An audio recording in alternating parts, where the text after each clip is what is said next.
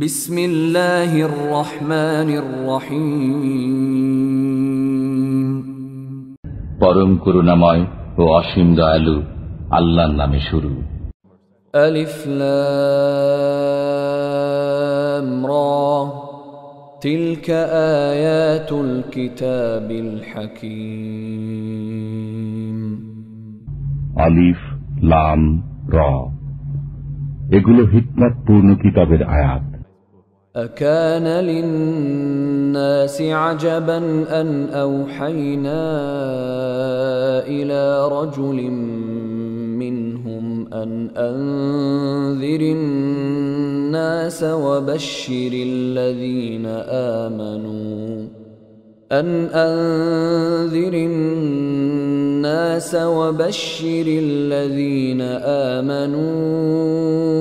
أن لهم قدم صدق عند ربهم قال الكافرون إن هذا لساحر مبين। মানুষের কাছে কি আশ্চর্য লাগছে যে আমি ওহী পাঠিয়েছি তাদেরই মধ্য থেকে একজনের কাছে, যেন তিনি মানুষকে ভয়ের কথা শুনিয়ে দেন এবং সুসংবাদ শুনিয়ে দেন ঈমানদারদেরকে। তাদের জন্য সত্য মর্যাদা রয়েছে তাদের পরওয়ারদিগারের কাছে। কাফিররা বলতে লাগল, নিঃসন্দেহে এ লোক প্রকাশ্য জাদুকর। إن ربكم الله الذي خلق السماوات والأرض في 6 أيام ثم استوى على العرش يدبر الأمر ما من شفيع إلا من بعد إذنه ذلكم الله ربكم فاعبدوه أفلا تذكرون। নিশ্চয়ই তোমাদের পালনকর্তা আল্লাহ, যিনি তৈরি করেছেন আসমান ও জমিনকে 6 দিনে, অতঃপর তিনি আরশের উপর অধিষ্ঠিত হয়েছেন।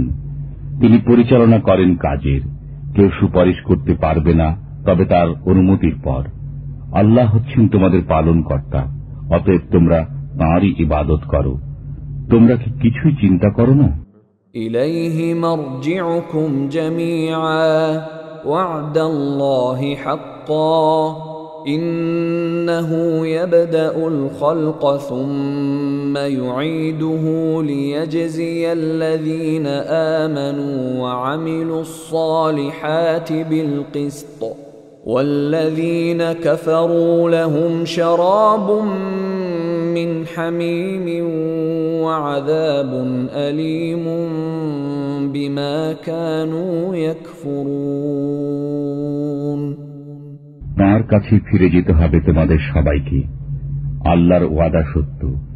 তিনি সৃষ্টি করেন প্রথমবার, পুনর্বার তৈরি করবেন তাদেরকে বদলা দেওয়ার জন্য, যারা ঈমান এনেছে এবং নেক কাজ করেছে ইনসাফের সাথে।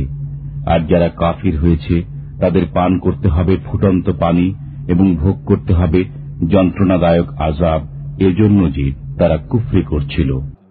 هو الذي جعل الشمس ضياء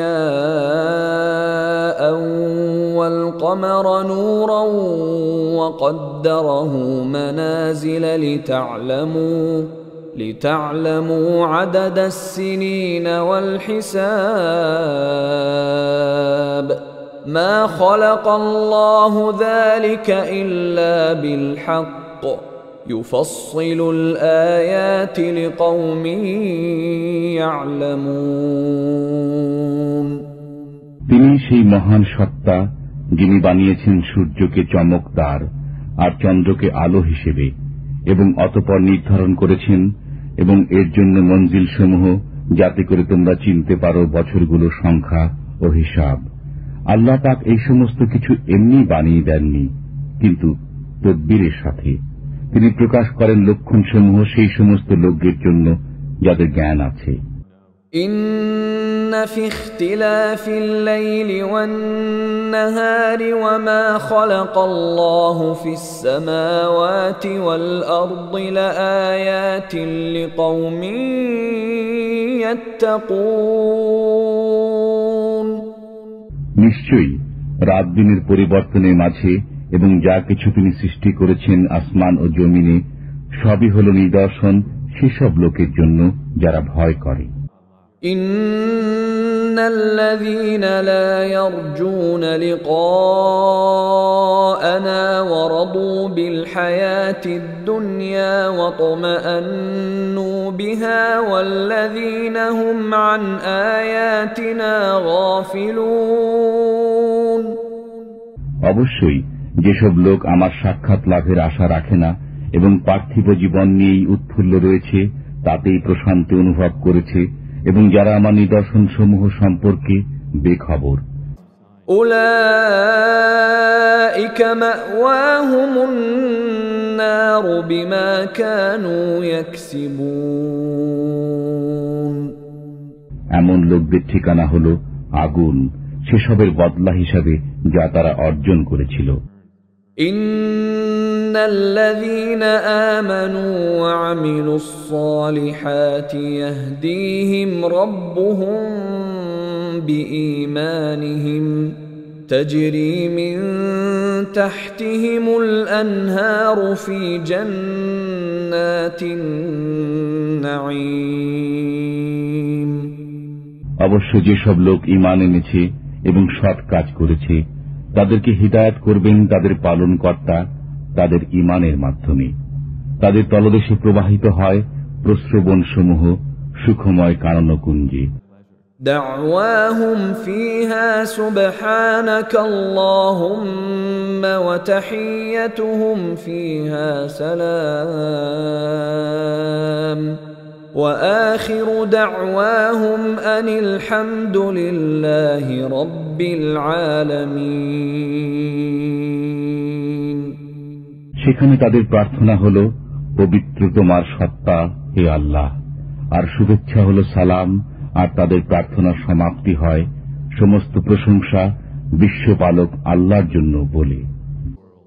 وَلَوْ يُعَجِّلُ اللَّهُ لِلنَّاسِ الشَّرَّ اسْتِعْجَالَهُم بِالْخَيْرِ لَقُضِيَ إِلَيْهِمْ أَجَلُهُمْ فَنَذَرُ الَّذِينَ لَا يَرْجُونَ لِقَاءَنَا فِي طُغْيَانِهِمْ يَعْمَهُونَ। আর যদি আল্লাহ তাআলা মানুষকে যথাশীঘ্র অকল্যাণ পৌঁছে দেন, যত শীঘ্র তারা কল্যাণ কামনা করে, তাহলে তাদের আশাই শেষ করে দিতে হতো। সুতরাং যাদের মনে আমার সাক্ষাতের আশা নেই, আমি তাদেরকে তাদের দুষ্টামিতে ব্যতিব্যস্ত ছেড়ে দিয়ে রাখি। وَإِذَا مَسَّ الْإِنسَانَ الضُّرُّ دَعَانَا لِجَنبِهِ أَوْ قَاعِدًا أَوْ قَائِمًا فَلَمَّا كَشَفْنَا عَنْهُ ضُرَّهُ مَرَّ كَأَن لَّمْ يَدْعُنَا إِلَى ضُرٍّ مَّسَّهُ كَذَلِكَ زُيِّنَ لِلْمُسْرِفِينَ مَا كَانُوا يَعْمَلُونَ।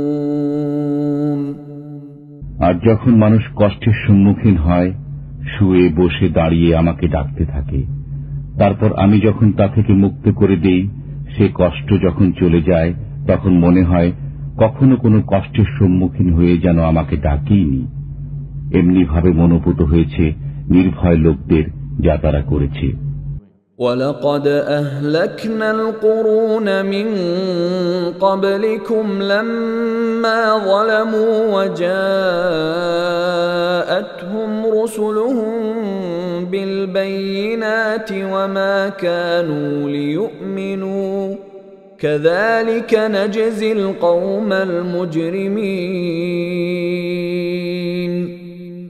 অবশ্য তোমাদের পূর্বে বহু দলকে ধ্বংস করে দিয়েছি, তখন তারা জালিম হয়ে গেছে। অথচ রসুল তাদের কাছেও এসব বিষয়ের প্রকৃষ্ট নির্দেশ নিয়ে এসেছিলেন, কিন্তু কিছুতেই তারা ঈমান আনল না। এমনি ভাবে আমি শাস্তি দিয়ে থাকি পাপী সম্প্রদায়কে। ثُمَّ جَعَلْنَاكُمْ خَلَائِفَ فِي الْأَرْضِ مِنْ بَعْدِهِمْ لِنَنْظُرَ كَيْفَ تَعْمَلُونَ। অতঃপর আমি তোমাদেরকে জমিনে তাদের পর প্রতিনিধি বানিয়েছি, যাতে দেখতে পারি তোমরা কি করো।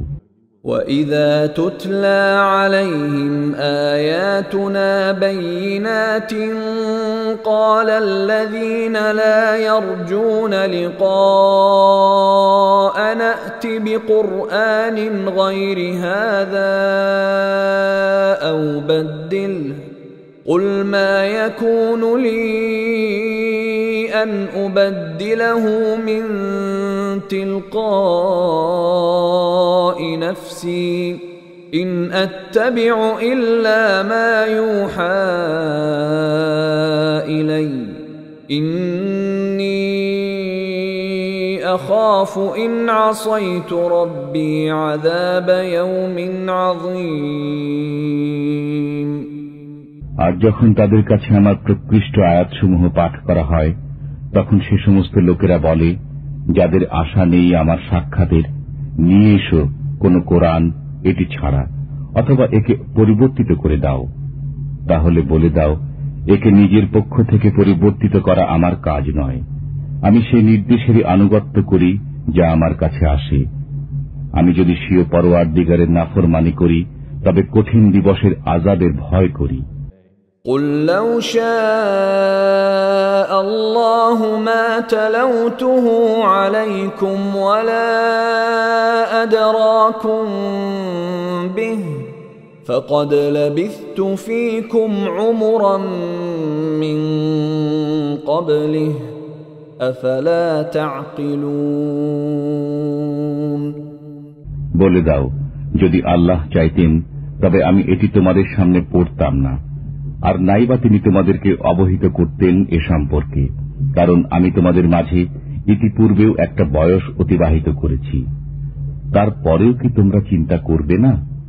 فَمَنْ أَظْلَمُ مِمَّنِ افْتَرَى عَلَى اللَّهِ كَذِبًا أَوْ كَذَّبَ بِآيَاتِهِ إِنَّهُ لَا يُفْلِحُ الْمُجْرِمُونَ।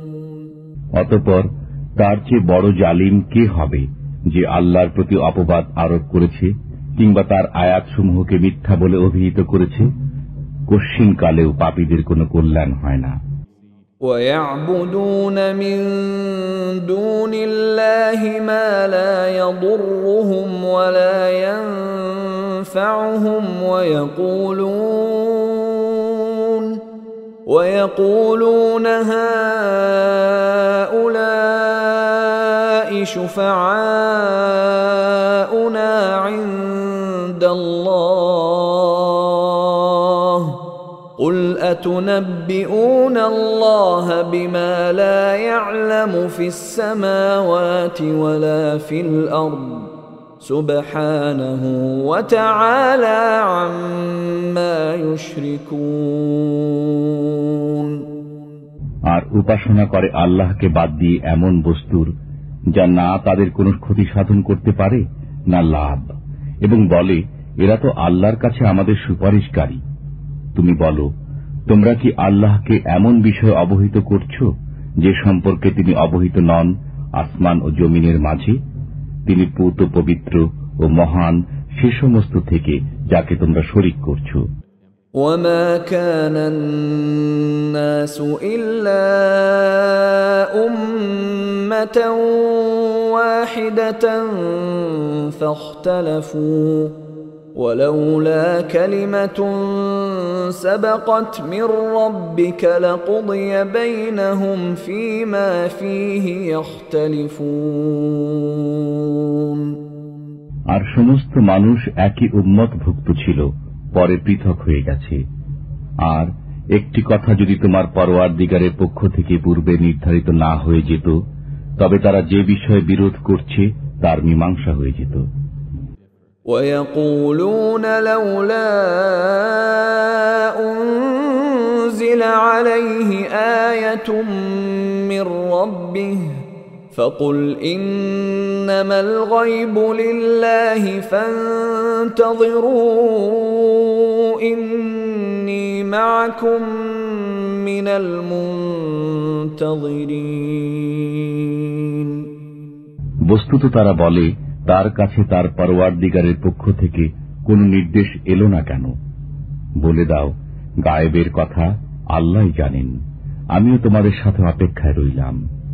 وَإِذَا أَذَقْنَا النَّاسَ رَحْمَةً مِّن بَعْدِ ضَرَّاءَ مَسَّتْهُمْ إِذَا لَهُم مَّكْرٌ فِي آيَاتِنَا قُلِ اللَّهُ أَسْرَعُ مَكْرًا إِنَّ رُسُلَنَا يَكْتُبُونَ مَا تَمْكُرُونَ। আর যখন আমি আস্বাদন করাই স্বীয় রহমত সে কষ্টের পর যা তাদের ভোগ করতে হয়েছিল, তখনই তারা আমার শক্তিমত্তার মাঝে নানা রকম ছলাকলা তৈরি করতে আরম্ভ করবে। আপনি বলে দিন, আল্লাহ সবচেয়ে দ্রুত কলাকৌশল তৈরি করতে পারেন। নিশ্চয়ই আমাদের ফেরেশতারা লিখে রাখে তোমাদের ছল চাতুরী। هو الذي يسيركم في البر والبحر حتى إذا كنتم في الفلك وجرين بهم بريح طيبة وفرحوا بها جاءتها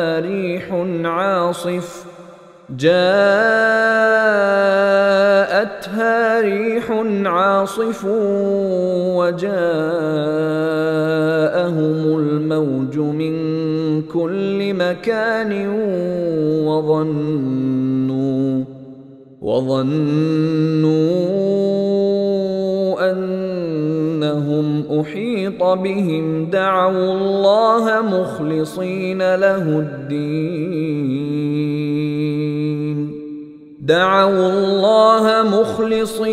له الدين لئن أنجيتنا من هذه لنكونن من الشاكرين। তিনি তোমাদেরকে ভ্রমণ করান স্থলে ও সাগরে, এমনকি যখন তোমরা নৌকা সমূহে আরোহণ করলে আর তার লোকজনকে অনুকূল হাওয়ায় বয়ে নিয়ে চলল এবং তাতে তারা আনন্দিত হল।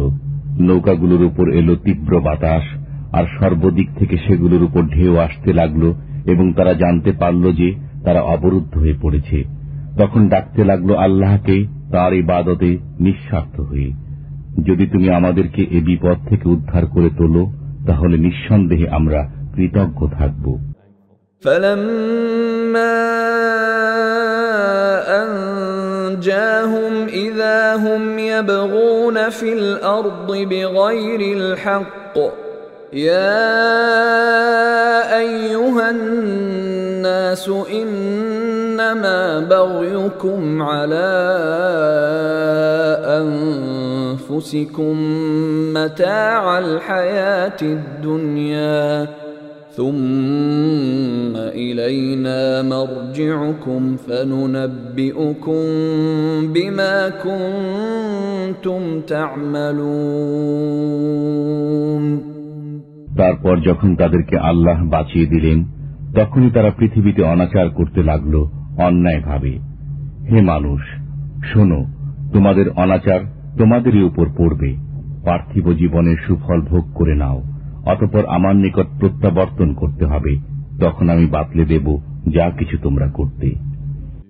إنما مثل الحياة الدنيا كماء أنزلناه من السماء فاختلط به نبات الأرض مما يأكل الناس والأنعام حتى إذا أخذت الأرض زخرفها وزينت وظن أهلها أنهم قادرون عليها أتاها أمرنا ليلا أو نهارا فجعلناها حصيدا كأن لم تغن بالأمس كذلك نفصل الآيات لقوم يتفكرون পার্থিব জীবনের উদাহরণ তেমনি, যেমন আমি আসমান থেকে পানি বর্ষণ করলাম, পরে তা মিলিত সংমিশ্রিত হয়ে তা থেকে জমিনের শ্যামল উদ্ভিদ বেরিয়ে এলো, যা মানুষ ও জীবজন্তুরা খেয়ে থাকে। এমনকি জমিন যখন সৌন্দর্য সুষমায় ভরে উঠল আর জমিনের অধিকর্তারা ভাবতে লাগল এগুলো আমাদের হাতে আসবে, হঠাৎ করে তার উপর আমার নির্দেশ এলো রাত্রে কিংবা দিনে, তখন সেগুলোকে কেটে স্তূপাকার করে দিল, যেন কালো এখানে কোনো আবাদ ছিল না। এমনি ভাবে আমি খোলাখুলি বর্ণনা করে থাকি নিদর্শনসমূহ সে সমস্ত লোকদের জন্য যারা লক্ষ্য করে। والله يدعو إلى دار السلام ويهدي من يشاء إلى صراط مستقيم। আর আল্লাহ শান্তি নিরাপত্তার আলোয়ের প্রতি আহ্বান জানান এবং যাকে ইচ্ছা সরল পথ প্রদর্শন করেন। للذين أحسنوا الحسنى وزيادة ولا يرهق وجوههم قتر ولا ذلة أولئك أصحاب الجنة هم فيها خالدون। যারা সৎকর্ম করেছে তাদের জন্য রয়েছে কল্যাণ এবং তারও চেয়ে বেশি, আর তাদের মুখমণ্ডলকে আবৃত করবে না মলিনতা কিংবা অপমান। তারাই হল জান্নাতবাসী, এতে তারা বসবাস করতে থাকবে অনন্তকাল। والذين كسبوا السيئات جزاء سيئة بمثلها وترهقهم ذلة ما لهم من الله من عاصم كأنما أغشيت وجوههم قطعا من الليل مظلما أولئك أصحاب النار هم فيها خالدون। আর যারা সঞ্চয় করেছে অকল্যাণ ও অসৎ কর্মের বদলায়, সে পরিমাণ অপমান তাদের চেহারাকে আবৃত করে ফেলবে। কেউ নেই তাদেরকে বাঁচাতে পারে আল্লাহর হাত থেকে। তাদের মুখমণ্ডল যেন ঢেকে দেয়া হয়েছে আঁধার রাতের টুকরা দিয়ে। এরা হল দোজখবাসী, এরা এতেই থাকতে পারবে অনন্তকাল। وَيَوْمَ نَحْشُرُهُمْ جَمِيعًا ثُمَّ نَقُولُ لِلَّذِينَ أَشْرَكُوا مَكَانَكُمْ أَنْتُمْ وَشُرَكَاؤُكُمْ فَزَيَّلْنَا بَيْنَهُمْ وَقَالَ شُرَكَاؤُهُمْ مَا كُنْتُمْ إِيَّانَا تَعْبُدُونَ। আর যেদিন আমি তাদের সবাইকে সমবেত করব, আর যারা শিরক করত তাদেরকে বলবো, তোমরা এবং তোমাদের শরীকরা নিজ নিজ জায়গায় দাঁড়িয়ে যাও, অতঃপর তাদেরকে পারস্পরিক বিচ্ছিন্ন করে দেব। তখন তাদের শরীকরা বলবে, তোমরা তো আমাদের উপাসনা বন্দেগী করনি। فَكَفَى بِاللَّهِ شَهِيدًا بَيْنَنَا وَبَيْنَكُمْ إِن كُنَّا عَنْ عِبَادَتِكُمْ لَغَافِلِينَ। বস্তুত আল্লাহ আমাদের ও তোমাদের মাঝে সাক্ষী হিসেবে যথেষ্ট, আমরা তোমাদের বন্দেগী সম্পর্কে জানতাম না। هُنَالِكَ تَبْلُو كُلُّ نَفْسٍ مَا أَسْلَفَتْ وَرُدُّوا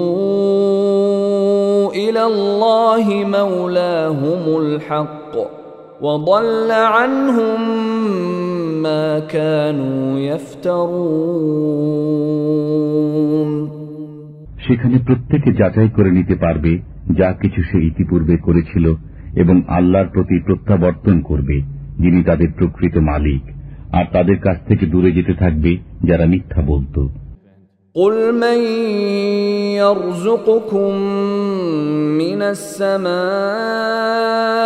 وَالْأَرْضِ أَمَّنْ يَمْلِكُ السَّمْعَ وَالْأَبْصَارَ وَمَنْ يُخْرِجُ الْحَيَّ مِنَ الْمَيِّتِ وَيُخْرِجُ الْمَيِّتَ مِنَ الْحَيِّ وَمَنْ يُدَبِّرُ الْأَمْرَ فَسَيَقُولُونَ اللَّهُ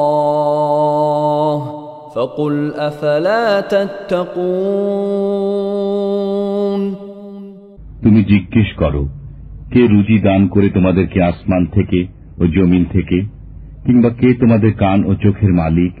তাছাড়া কে জীবিতকে মৃতের ভেতর থেকে বের করেন এবং কেই বা মৃতকে জীবিতের মধ্য থেকে বের করেন? কে করেন কর্ম সম্পাদনের ব্যবস্থাপনা? তখন তারা বলে উঠবে, আল্লাহ। তখন তুমি বলো, তারপরেও ভয় করছো না? فَذَلِكُمُ اللَّهُ رَبُّكُمُ الْحَقُّ فَمَاذَا بَعْدَ الْحَقِّ إِلَّا الضَّلَالُ فَأَنَّى تُصْرَفُونَ অতএব এ আল্লাহই তোমাদের প্রকৃত পালনকর্তা। আর সত্য প্রকাশের পরে উদ্ভ্রান্ত ঘোরার মাঝে কি রয়েছে গোমরাহি ছাড়া? সুতরাং কোথায় ঘুরছ? كذلك حقت كلمة ربك على الذين فسقوا أنهم لا يؤمنون এমনি ভাবে স্বপ্রমাণিত হয়ে গেছে তোমার পরওয়ারদিগারের বাণী সেসব নাফরমানের ব্যাপারে যে এরা ঈমান আনবে না। قل هل من شركائكم من يبدأ الخلق ثم يعيده قل الله يبدأ الخلق ثم يعيده فأنى تؤفكون বলো, আছে কি কেউ তোমাদের শরীকের মাঝে যে সৃষ্টিকে পয়দা করতে পারে এবং আবার জীবিত করতে পারে? বলো, আল্লাহ প্রথমবার সৃষ্টি করেন এবং অতঃপর তার পুনরুদ্ভব করবেন। অতএব কোথায় ঘুরপাক খাচ্ছ? قل هل من شركائكم من يهدي إلى الحق قل الله يهدي للحق أفمن يهدي إلى الحق أحق أن يتبع أم من لا يهدي إلا أن يهدى فما لكم كيف تحكمون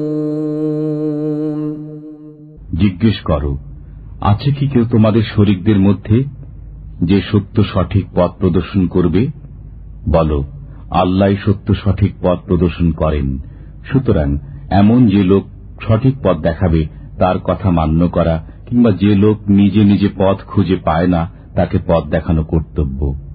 অতএব তোমাদের কি হলো? কেমন তোমাদের বিচার? وما يتبع أكثرهم إلا ظنا إن الظن لا يغني من الحق شيئا إن الله عليم بما يفعلون বস্তুত তাদের অধিকাংশই শুধু আন্দাজ অনুমানের উপর চলে, অথচ আন্দাজ অনুমান সত্যের বেলায় কোনো কাজেই আসে না। আল্লাহ ভালো করে জানেন তারা যা কিছু করে। وما كان هذا القرآن أن يفترى من دون الله ولكن تصديق الذي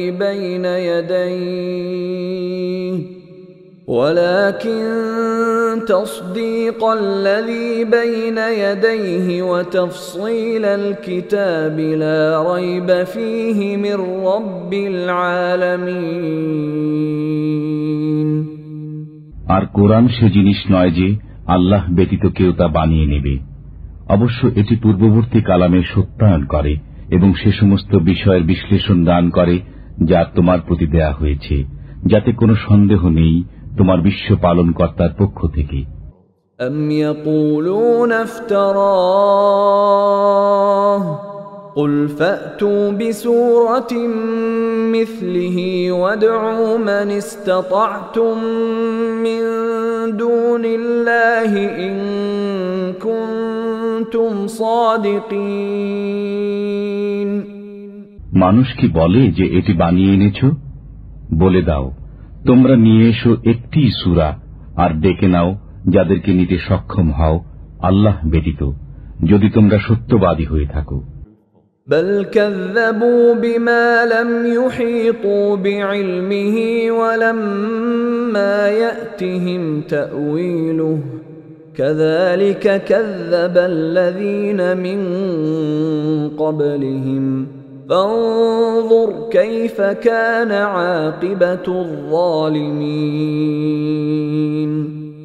কিন্তু কথা হলো এই যে তারা মিথ্যা প্রতিপন্ন করতে আরম্ভ করেছে যাকে বুঝতে তারা অক্ষম, অথচ এখনো এর বিশ্লেষণ আসেনি। এমনি ভাবে মিথ্যা প্রতিপন্ন করেছে তাদের পূর্ববর্তীরা। অতএব লক্ষ্য করে দেখো কেমন হয়েছে পরিণতি। وَمِنْهُمْ مَنْ يُؤْمِنُ بِهِ وَمِنْهُمْ مَنْ لَا يُؤْمِنُ بِهِ وَرَبُّكَ أَعْلَمُ بِالْمُفْسِدِينَ। আর তাদের মধ্যে কেউ কেউ কোরআনকে বিশ্বাস করবে এবং কেউ কেউ বিশ্বাস করবে না। বস্তুত তোমার পরওয়ারদিগার যথার্থই জানেন দুরাচারদেরকে। وَإِن كَذَّبُوكَ فَقُل لِّي عَمَلِي وَلَكُمْ عَمَلُكُمْ أَنتُم بَرِيئُونَ مِمَّا أَعْمَلُ وَأَنَا بَرِيءٌ مِّمَّا تَعْمَلُونَ। আর যদি তোমাকে মিথ্যা প্রতিপন্ন করে তবে বলো, আমার জন্য আমার কর্ম আর তোমাদের জন্য তোমাদের কর্ম। তোমাদের দায় দায়িত্ব নেই আমার কর্মের উপর এবং আমার দায় দায়িত্ব নেই তোমরা যা করো সেজন্য। وَمِنْهُمْ مَنْ يَسْتَمِعُونَ إِلَيْكَ أَفَأَنْتَ تُسْمِعُ الصُّمَّ وَلَوْ كَانُوا لَا يَعْقِلُونَ। তাদের কেউ কেউ কান রাখে তোমাদের প্রতি, তুমি বধিরদেরকে কি শোনাবে যদি তাদের বিবেক বুদ্ধি না থাকে? وَمِنْهُمْ مَنْ يَنْظُرُ إِلَيْكَ أَفَأَنْتَ تَهْدِي الْعُمْيَ وَلَوْ كَانُوا لَا يُبْصِرُونَ। আবার তাদের মধ্যে কেউ কেউ তোমাদের প্রতি দৃষ্টি নিবদ্ধ রাখে, তুমি অন্ধদেরকে কি পথ দেখাবে যদি তারা মোটেও দেখতে না পায়? ইন্নাল্লাহা লা ইয়াযলিমুন-নাসা শাইআন ওয়ালাকিন্নান-নাসা আনফুসাহুম ইয়াযলিমুন। আল্লাহ জুলুম করেন না মানুষের উপর, বরং মানুষ নিজেই নিজের উপর জুলুম করে। وَيَوْمَ يَحْشُرُهُمْ كَأَنْ لَمْ يَلْبَثُوا إِلَّا سَاعَةً مِنَ النَّهَارِ يَتَعَارَفُونَ بَيْنَهُمْ قَدْ خَسِرَ الَّذِينَ كَذَّبُوا بِلِقَاءِ اللَّهِ وَمَا كَانُوا مُهْتَدِينَ। আর যেদিন তাদেরকে সমবেত করা হবে যেন তারা অবস্থান করেনি, তবে দিনের এক দ্বন্দ্ব, একজন অপরজনকে চিনবে। নিঃসন্দেহে ক্ষতিগ্রস্ত হয়েছে যারা মিথ্যা প্রতিপন্ন করেছে আল্লাহর সাথে সাক্ষাৎকে এবং সরল পথে আসেনি। وَإِمَّا نُرِيَنَّكَ بَعْضَ الَّذِي نَعِدُهُمْ أَوْ نَتَوَفَّيَنَّكَ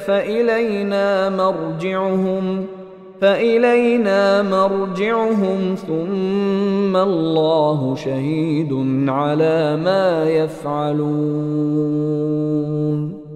আর যদি আমি দেখাই তোমাকে সেই ওয়াদা সমূহের মধ্য থেকে কোনো কিছু যা আমি তাদের সাথে করেছি, অথবা তোমাকে মৃত্যু দান করি, যাই হোক আমার কাছেই তাদেরকে প্রত্যাবর্তন করতে হবে। বস্তুত আল্লাহ সে সমস্ত কর্মের সাক্ষী যা তারা করে। وَلِكُلِّ أُمَّةٍ رَّسُولٌ فَإِذَا جَاءَ رَسُولُهُمْ قُضِيَ بَيْنَهُم بِالْقِسْطِ وَهُمْ لَا يُظْلَمُونَ। আর প্রত্যেক সম্প্রদায়ের এক একজন রসুল রয়েছে। যখন তাদের কাছে তাদের রসুল ন্যায়দণ্ড সহ উপস্থিত হল, তখন আর তাদের উপর জুলুম হয় না। وَيَقُولُونَ مَتَى هَذَا الْوَعْدُ إِن كُنتُمْ صَادِقِينَ। তারা আরো বলে, এই ওয়াদা কবে আসবে যদি তোমরা সত্যবাদী হয়ে থাকো। قُل لَّا أَمْلِكُ لِنَفْسِي ضَرًّا وَلَا نَفْعًا إِلَّا مَا شَاءَ اللَّهُ لِكُلِّ أُمَّةٍ أَجَلٌ إِذَا جَاءَ أَجَلُهُمْ فَلَا يَسْتَأْخِرُونَ سَاعَةً وَلَا يَسْتَقْدِمُونَ।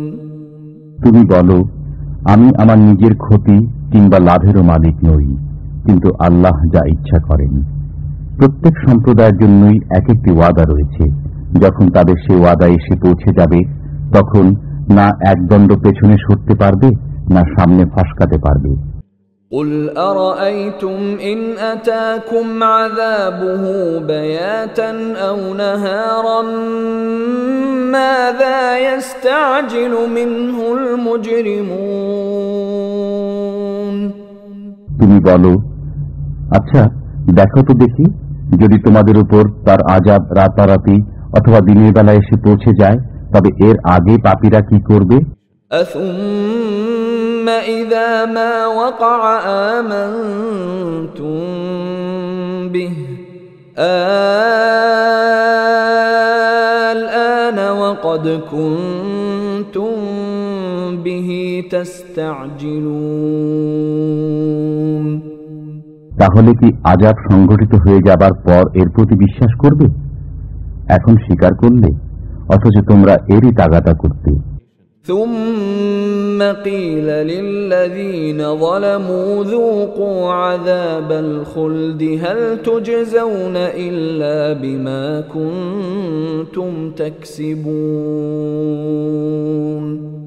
অতঃপর বলা হবে গুনাহগারদেরকে, ভোগ করতে থাকো অনন্ত আযাব, তোমরা যা কিছু করতে তার তাই প্রতিফল। وَيَسْتَنبِئُونَكَ أَحَقٌّ هُوَ قُلْ إِي وَرَبِّي إِنَّهُ لَحَقٌّ وَمَا أَنْتُمْ بِمُعْجِزِينَ। আর তোমার কাছে সংবাদ জিজ্ঞেস করে, এটা কি সত্য? বলে দাও, অবশ্যই আমার পরওয়ারদিগারের কসম, এটা সত্য, আর তোমরা পরিশ্রান্ত করে দিতে পারবে না। وَلَوْ أَنَّ لِكُلِّ نَفْسٍ ظَلَمَتْ مَا فِي الْأَرْضِ لَافْتَدَتْ بِهِ وَأَسَرُّوا النَّدَامَةَ لَمَّا رَأَوُا الْعَذَابَ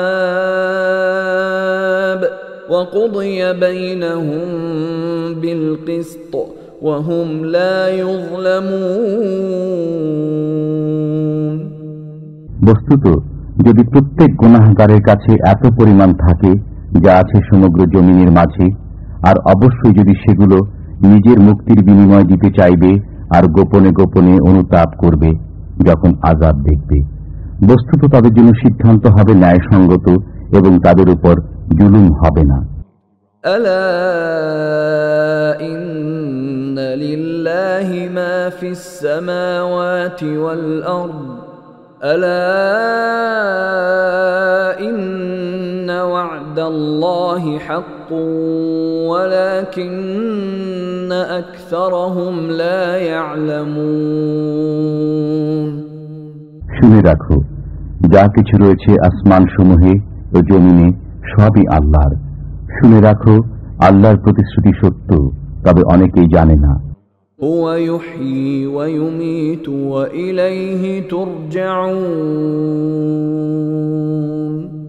তিনি জীবন ও মরণ দান করেন এবং তাঁরই কাছে প্রত্যাবর্তন করতে হবে।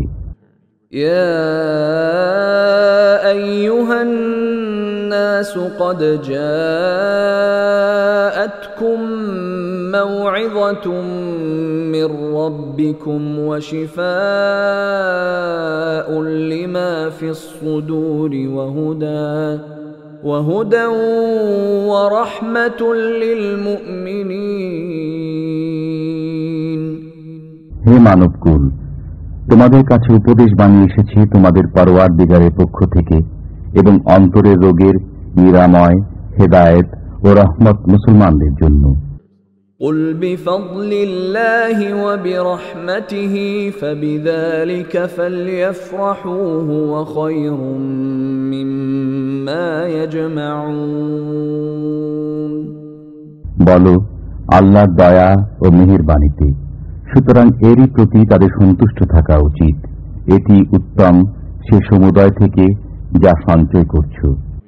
قل أرأيتم ما أنزل الله لكم من رزق فجعلتم منه حراما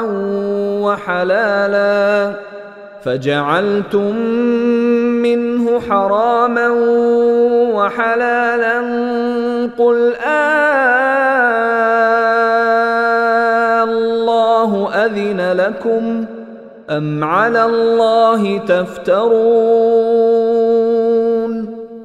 বলো, আচ্ছা, নিজেই লক্ষ্য করে দেখো, যা কিছু আল্লাহ তোমাদের জন্য রিজিক হিসাবে অবতীর্ণ করেছেন, তোমরা সেগুলোর মধ্য থেকে কোনটাকে হারাম আর কোনটাকে হালাল সাব্যস্ত করছো? বলো, তোমাদেরকে কি আল্লাহ নির্দেশ দিয়েছেন নাকি আল্লাহর উপর অপবাদ আরোপ করছো? وما ظن الذين يفترون على الله الكذب يوم القيامة إن الله لذو فضل على الناس ولكن أكثرهم لا يشكرون আর আল্লাহর প্রতি মিথ্যা অপবাদ আরোপকারীদের কি ধারণা কিয়ামত সম্পর্কে? আল্লাহ তো মানুষের প্রতি অনুগ্রহই করেন, কিন্তু অনেকেই কৃতজ্ঞতা স্বীকার করে না।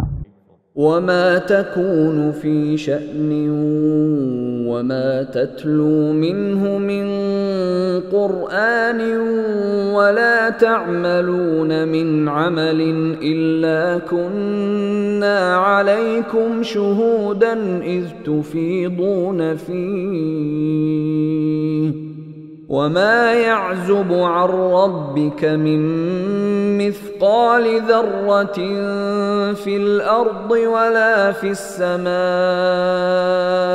ولا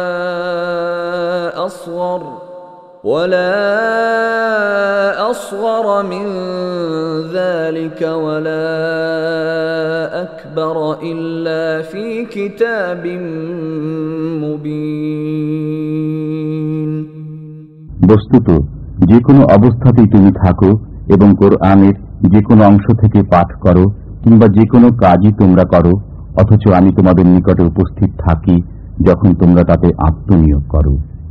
আর তোমার পরওয়ারদিগার থেকে গোপন থাকে না একটি কণাও জমিনের এবং না আসমানের, না এর চেয়ে ক্ষুদ্র কোনো কিছু আছে, না বড়, যা এই প্রকৃষ্ট কিতাবে নেই। ألا إن أولياء الله لا خوف عليهم ولا هم يحزنون মনে রেখো, যারা আল্লাহর বন্ধু, তাদের না কোনো ভয়ভীতি আছে, না তারা চিন্তান্বিত হবে। الذين آمنوا وكانوا يتقون যারা ঈমান এনেছে এবং তাকওয়া অবলম্বন করেছে। لهم البشرى في الحياة الدنيا وفي الآخرة لا تبديل لكلمات الله ذلك هو الفوز العظيم তাদের জন্য সুসংবাদ পার্থিব জীবনে ও পরকালীন জীবনে। আল্লাহর কথার কোনো হেরফের হয় না, এটাই হলো মহা সফলতা। ولا يحزنك قولهم إن العزة لله جميعا هو السميع العليم। আর তাদের কথা দুঃখ নিও না, আসলে সমস্ত ক্ষমতা আল্লাহর, তিনি শ্রবণকারী সর্বজ্ঞ। ألا إن لله من في السماوات ومن في الأرض وما يتبع الذين يدعون من دون الله شركاء إن يتبعون إلا الظن وإن هم إلا يخرصون। শুনছো, আসমান সমূহে ও জমিনে যা কিছু রয়েছে সবই আল্লাহর, আর এরা যারা আল্লাহকে বাদ দিয়ে শরীকদের উপাসনার পেছনে পড়ে আছে তা আসলে কিছুই নয়। এরা নিজেরই কল্পনার পেছনে পড়ে রয়েছে এবং এছাড়া আর কিছু নয় যে এরা বুদ্ধি খাটাচ্ছে। هو الذي جعل لكم الليل لتسكنوا فيه والنهار مبصرا إن في ذلك لآيات لقوم يسمعون। তিনি তোমাদের জন্য তৈরি করেছেন রাত, যাতে করে তোমরা তাতে প্রশান্তি লাভ করতে পারো, আর দিন দিয়েছেন দর্শন করার জন্য। নিঃসন্দেহে এতে নিদর্শন রয়েছে সেসব লোকদের জন্য যারা শ্রবণ করে। قالوا اتخذ الله ولدا سبحانه هو الغني له ما في السماوات وما في الأرض إن عندكم من سلطان بهذا أتقولون على الله ما لا تعلمون। তারা বলে, আল্লাহ পুত্র সাব্যস্ত করে নিয়েছেন। তিনি পবিত্র, তিনি অমুখাপেক্ষী। যা কিছু রয়েছে আসমান সমূহে ও জমিনে সবই তাঁর। তোমাদের কাছে তার কোনো সনদ নেই, কেন তোমরা আল্লাহর প্রতি মিথ্যারোপ করো যার কোনো সনদই তোমাদের কাছে নেই? قل إن الذين يفترون على الله الكذب لا يفلحون। বলে দাও, যারা এরূপ করে তারা অব্যাহতি পায় না। متاع في الدنيا ثم إلينا مرجعهم ثم نذيقهم العذاب الشديد بما كانوا يكفرون। পার্থিব জীবনে সামান্যই লাভ, অতঃপর আমার নিকট প্রত্যাবর্তন করতে হবে।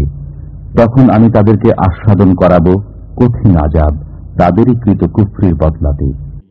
واتل عليهم نبأ نوح إذ قال لقومه يا قوم إن كان كبر عليكم مقامي وتذكيري بآيات الله فعلى الله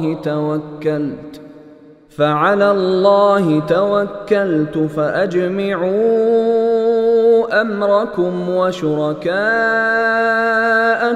ثم لا يكن أمركم عليكم غمة ثم قضوا إلي ولا تنظرون। আর তাদেরকে শুনিয়ে দাও নূহের অবস্থা, যখন সে স্বীয় সম্প্রদায়কে বলল, হে আমার সম্প্রদায়, যদি তোমাদের মাঝে আমার অবস্থিতি এবং আল্লাহর আয়াতসমূহের মাধ্যমে নসিহত করা ভারী বলে মনে হয়ে থাকে, তবে আমি আল্লাহর উপর ভরসা করছি। এখন তোমরা সবাই মিলে নিজেদের কর্ম সাব্যস্ত করো এবং এতে তোমাদের শরীকদেরকেও সমবেত করে নাও, যাতে তোমাদের মাঝে নিজেদের কাজের ব্যাপারে কোনো সন্দেহ সংশয় না থাকে। অতঃপর আমার সম্পর্কে যা কিছু করার করে ফেলো এবং আমাকে অব্যাহতি দিও না।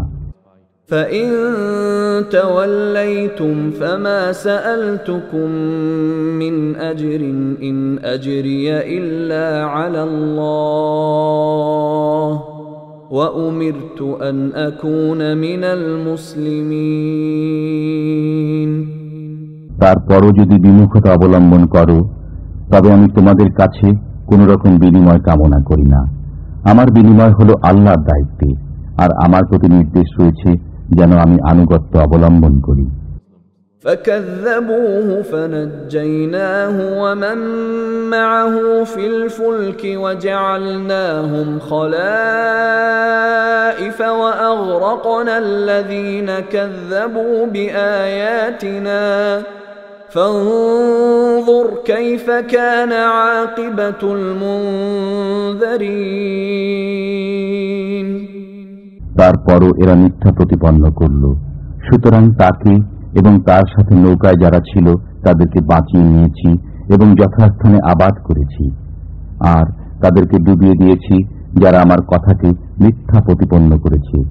সুতরাং লক্ষ্য করো কেমন পরিণতি ঘটেছে তাদের, যাদেরকে ভীতি প্রদর্শন করা হয়েছিল। ثم بعثنا من بعده رسلا إلى قومهم فجاءوهم بالبينات فما كانوا ليؤمنوا بما كذبوا به من قبل كذلك نطبع على قلوب المعتدين। অনন্তর আমি নূহের পরে বহু নবী রসুল পাঠিয়েছি তাদের সম্প্রদায়ের প্রতি। তারপর তাদের কাছে তারা প্রকাশ্য দলিল প্রমাণ উপস্থাপন করেছে, কিন্তু তাদের দ্বারা এমনটি হয়নি যে ঈমান আনবে সে ব্যাপারে, যাকে তারা ইতিপূর্বে মিথ্যা প্রতিপন্ন করেছিল। এভাবেই আমি মোহর এঁটে দেই সীমালঙ্ঘনকারীদের অন্তরসমূহের উপর। ثم بعثنا من بعدهم موسى وهارون إلى فرعون وملئه بآياتنا فاستكبروا وكانوا قوما مجرمين। অতঃপর তাদের পেছনে পাঠিয়েছি আমি মুসা ও হারুনকে ফিরাউন ও তার সর্দারের প্রতি স্বীয় নির্দেশাবলী সহকারে, অথচ তারা অহংকার করতে আরম্ভ করেছে। فلما جاءهم الحق من عندنا قالوا إن هذا لسحر مبين। বস্তুত তারা ছিল গুনাহগার। তারপর আমার পক্ষ থেকে যখন তাদের কাছে সত্য বিষয় উপস্থিত হলো তখন বলতে লাগলো, এগুলো তো প্রকাশ্য জাদু। قال موسى أتقولون للحق لما جاءكم أسحر هذا ولا يفلح الساحرون। মুসা বলল, সত্যের ব্যাপারে একথা বলছো? তা তোমাদের কাছে পৌঁছার পর এ কি জাদু? অথচ যারা জাদুকর তারা সফল হতে পারে না। قالوا أجئتنا لتلفتنا عما وجدنا عليه آباءنا وتكون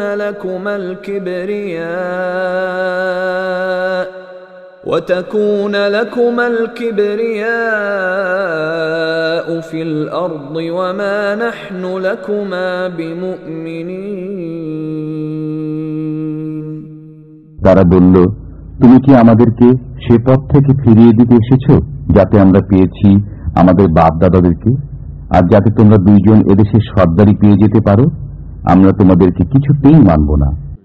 وقال فرعون ائتوني بكل ساحر عليم। আর ফিরাউন বলল, আমার কাছে নিয়ে এসো সুদক্ষ জাদুকরদেরকে।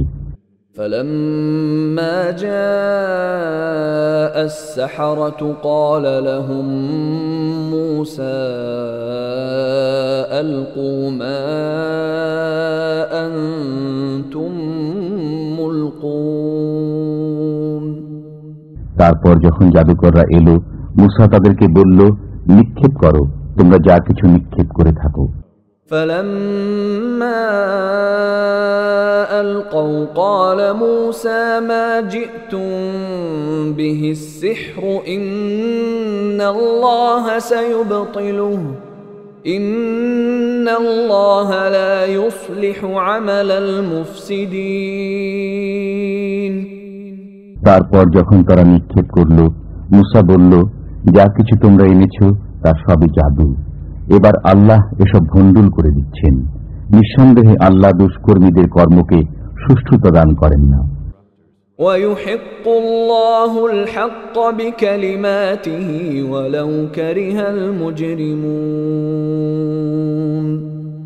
আল্লাহ সত্যকে সত্যে পরিণত করেন স্বীয় নির্দেশে, যদিও পাপীদের তা মনোপুত নয়। فَمَا آمَنَ لِمُوسَى إِلَّا ذُرِّيَّةٌ مِّن قَوْمِهِ عَلَى خَوْفٍ مِّن فِرْعَوْنَ وَمَلَئِهِمْ أَن يَفْتِنَهُمْ وَإِنَّ فِرْعَوْنَ لَعَالٍ فِي الْأَرْضِ وَإِنَّهُ لَمِنَ الْمُسْرِفِينَ। আর কেউ ঈমান আনল না মুসার প্রতি তাঁর কওমের কতিপয় বালক ছাড়া। ফিরাউন ও তার সর্দারের ভয়ে যে এরা না আবার কোনো বিপদে ফেলে দেয়। ফিরাউন যে সময় কর্তৃত্বের শিখরে আরোহণ করেছিল, আর সে তার হাত ছেড়ে রেখেছিল।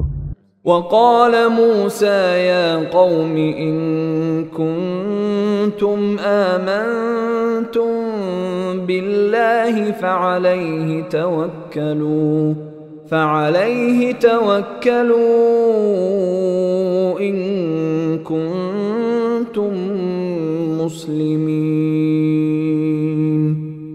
আর মুসা বলল, হে আমার সম্প্রদায়, তোমরা যদি আল্লাহর উপর ঈমান এনে থাকো তবে তারই উপর ভরসা করো, যদি তোমরা ফরমাবরদার হয়ে থাকো।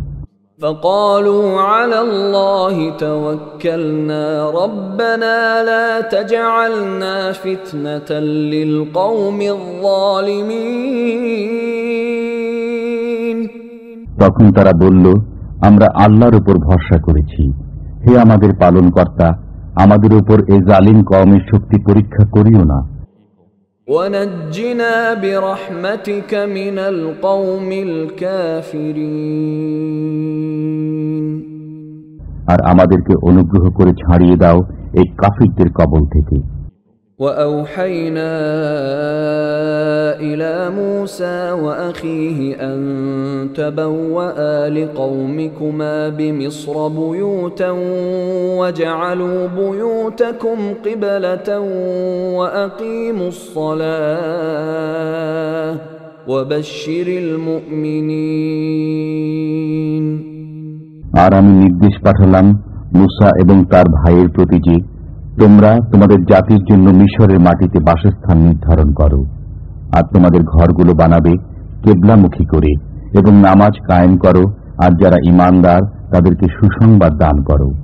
وقال موسى ربنا إنك آتيت فرعون وملأه زينة وأموالا في الحياة الدنيا ربنا ليضلوا عن سبيلك ربنا اطمس على أموالهم واشدد على قلوبهم فلا يؤمنوا حتى يروا العذاب الأليم। মুসা বলল, হে আমার পরওয়ারদিগার, তুমি ফিরাউনকে এবং তার সর্দারদেরকে পার্থিব জীবনের আড়ম্বর দান করেছ এবং সম্পদ দান করেছ। হে আমার পরওয়ারদিগার, এজন্য যে তারা তোমার পথ থেকে বিপদগামী করবে। হে আমার পরওয়ারদিগার, তাদের ধন সম্পদ ধ্বংস করে দাও এবং তাদের অন্তরগুলোকে কঠোর করে দাও, যাতে করে তারা ততক্ষণ পর্যন্ত ঈমান না আনে যতক্ষণ না বেদনাদায়ক আযাব প্রত্যক্ষ করে নেয়। قال قد أجيبت دعوتكما فاستقيما ولا تتبعان سبيل الذين لا يعلمون বললেন, তোমাদের দোয়া মঞ্জুর হয়েছে, অতএব তোমরা দুজন অটল থাকো এবং তাদের পথে চলো না যারা অজ্ঞ। وجاوزنا ببني إسرائيل البحر فأتبعهم فرعون وجنوده بغيا وعدوا حتى إذا أدركه الغرق قال آمنت أنه لا إله إلا الذي آمنت به بنو إسرائيل وأنا من المسلمين। বনী ইসরায়েলকে আমি পার করে দিয়েছি নদী, তারপর তাদের পশ্চাৎবাধন করেছে ফিরাউন ও তার সেনাবাহিনী দুরাচার ও বাড়াবাড়ির উদ্দেশ্যে। এমনকি যখন তারা ডুবতে আরম্ভ করল তখন বলল, এবার বিশ্বাস করে নিচ্ছি যে কোনো মাবুদ নেই তাকে ছাড়া, যার উপর ঈমান এনেছে বনী ইসরায়েলরা। বস্তুত আমিও তাঁরই অনুগতদের অন্তর্ভুক্ত। الآن وقد عصيت قبل وكنت من المفسدين। এখনই কথা বলছো, অথচ তুমি ইতিপূর্বে নাফরমানি করেছিলে এবং পথভ্রষ্টদেরই অন্তর্ভুক্ত ছিলে। فاليوم ننجيك ببدنك لتكون لمن خلفك آية وإن كثيرا من الناس عن آياتنا لغافلون। অতএব আজকের দিনে বাঁচিয়ে দিচ্ছি আমি তোমার দেহকে, যাতে তোমার পশ্চাৎবর্তীদের জন্য নিদর্শন হতে পারে, আর নিঃসন্দেহে বহু লোক আমার মহাশক্তির প্রতি লক্ষ্য করে না। وَلَقَدْ بَوَّأْنَا بَنِي إِسْرَائِيلَ مُبَوَّأَ صِدْقٍ وَرَزَقْنَاهُم مِّنَ الطَّيِّبَاتِ فَمَا اخْتَلَفُوا حَتَّى جَاءَهُمُ الْعِلْمُ إِنَّ رَبَّكَ يَقْضِي بَيْنَهُمْ يَوْمَ الْقِيَامَةِ فِيمَا كَانُوا فِيهِ يَخْتَلِفُونَ। আর আমি বনী ইসরায়েলদেরকে দান করেছি উত্তম স্থান এবং তাদেরকে আহার্য দিয়েছি পবিত্র পরিচ্ছন্ন বস্তু সামগ্রী। বস্তুত তাদের মধ্যে মতবিরোধ হয়নি যতক্ষণ না তাদের কাছে এসে পৌঁছেছে সংবাদ। নিঃসন্দেহে তোমার পরওয়ারদিগার তাদের মাঝে মীমাংসা করে দেবেন কিয়ামতের দিন যে ব্যাপারে তাদের মাঝে মতবিরোধ হয়েছিল। فَإِن كُنتَ فِي شَكٍّ مِّمَّا أَنزَلْنَا إِلَيْكَ فَاسْأَلِ الَّذِينَ يَقْرَؤُونَ الْكِتَابَ مِن قَبْلِكَ لقد جاءك الحق من ربك فلا تكونن من الممترين। সুতরাং তুমি যদি সে বস্তু সম্পর্কে কোনো সন্দেহের সম্মুখীন হয়ে থাকো যা তোমার প্রতি আমি নাজিল করেছি, তবে তাদেরকে জিজ্ঞেস করো যারা তোমার পূর্ব থেকে কিতাব পাঠ করছে। এতে কোনো সন্দেহ নেই যে তোমার পরওয়ারদিগারের নিকট থেকে তোমার নিকট সত্য বিষয় এসেছে, কাজী তুমি কশ্চিনকালেও সন্দেহকারী হয়ো না। ولا تكونن من الذين كذبوا بآيات الله فتكون من الخاسرين। এবং তাদের অন্তর্ভুক্ত হয়ো না যারা মিথ্যা প্রতিপন্ন করেছে আল্লাহর বাণীকে, তাহলে তুমিও অকল্যাণে পতিত হয়ে যাবে। إن الذين حقت عليهم كلمة ربك لا يؤمنون। যাদের ব্যাপারে তোমার পরওয়ারদিগারের সিদ্ধান্ত নির্ধারিত হয়ে গেছে তারা ঈমান আনবে না। ولو جاءتهم كل آية حتى يروا العذاب الأليم। যদি তাদের সামনে সমস্ত নিদর্শনাবলী এসে উপস্থিত হয়, তবুও যতক্ষণ না তারা দেখতে পায় বেদনাদায়ক আযাব। فلولا كانت قرية آمنت فنفعها إيمانها إلا قوم يونس لما آمنوا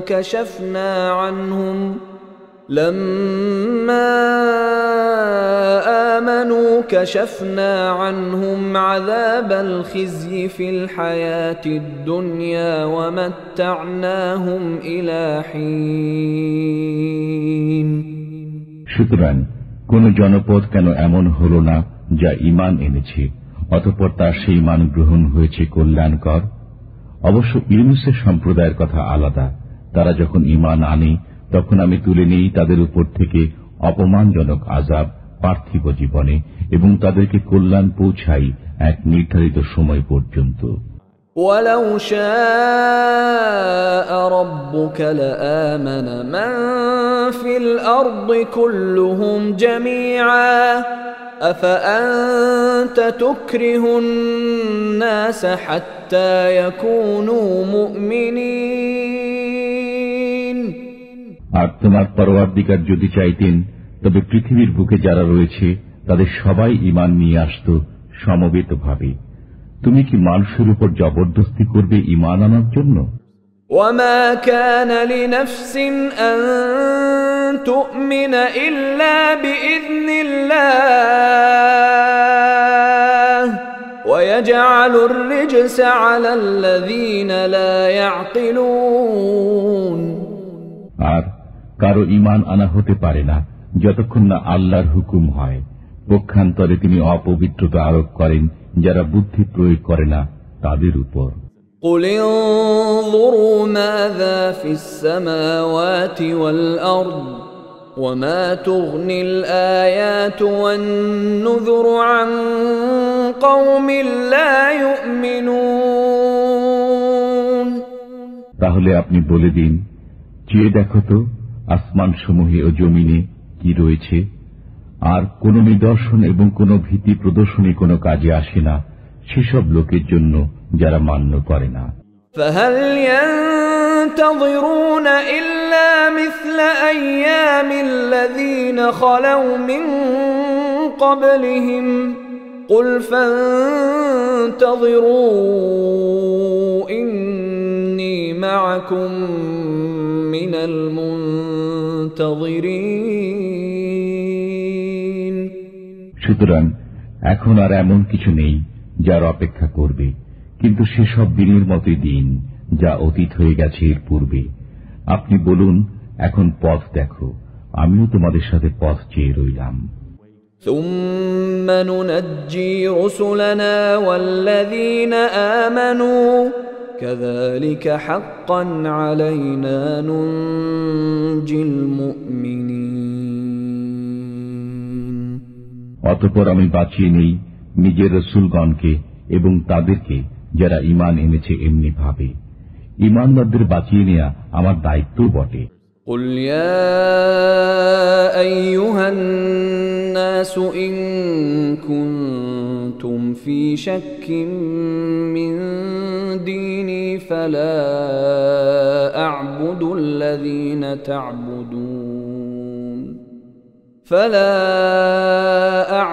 الَّذِينَ تَعْبُدُونَ مِن دُونِ اللَّهِ وَلَكِنْ أَعْبُدُ اللَّهَ الَّذِي يَتَوَفَّاكُمْ وَأُمِرْتُ أَنْ أَكُونَ مِنَ الْمُؤْمِنِينَ